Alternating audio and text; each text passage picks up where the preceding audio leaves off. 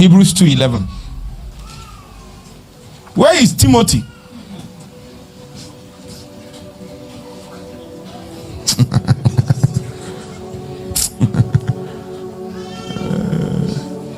Okay, you there? Okay, so let's read it. Let's read it together. 1, 2, ready, go. Are all of what? One. That's the context. He said, for both he. That's where we are going. Remember, we are trying to answer you. Why did Jesus involve himself in suffering? And I'm saying that there are many things you can mention, but the major reason why he did it is that he wants to unite. It is for us that he did it. He didn't do it because he himself needed anything. Are you getting where I'm going now? But we needed a pattern of suffering as man, and if he were able to enter into perfection and glory by what he suffered, of course he couldn't have suffered as God, but he suffered as man. He has united us in that suffering, perfection and glory in himself. So for that to be possible, there has to be a creation of oneness, and oneness is that context.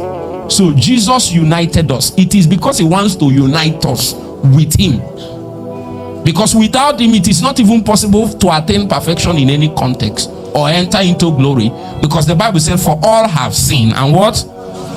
I didn't hear you. For all have sinned and what? But the Bible said Christ in you is what? The hope. So that means that him has attained to glory and perfection as man. But as he was doing it, we are united in him. In fact, the purpose of him, the reason why he did it, is so that we can enter. He himself does not need it, but we cannot, even though that's our destiny. So he did it, united us in him and did it.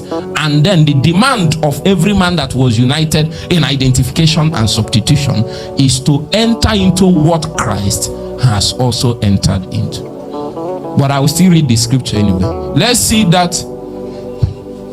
John chapter 17. I'm already liking this class already. And now I am no more in the world, but these are in the world, and I come to thee, Holy Father.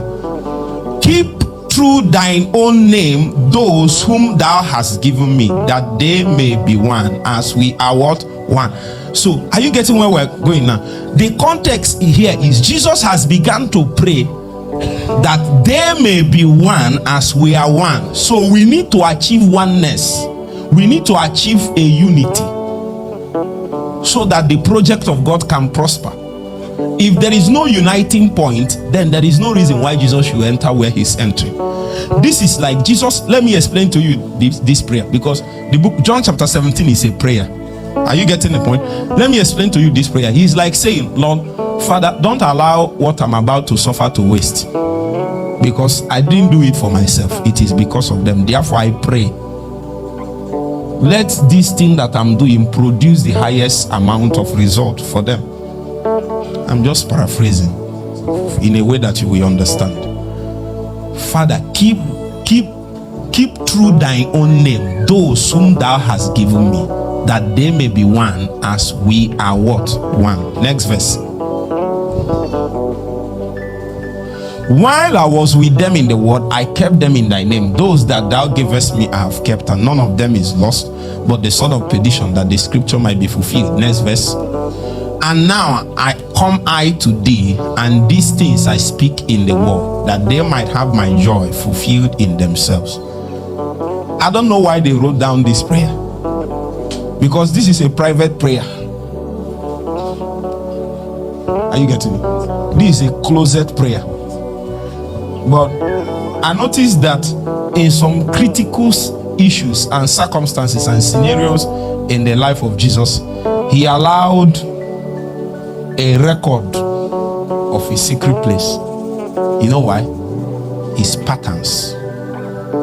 And that is why, let me make this comment as I advance. The apostolic is about patterns, and therefore, are you getting it? Uniquely, in several instances, God allows for the revelation. We call it, are you with me? Are you with me?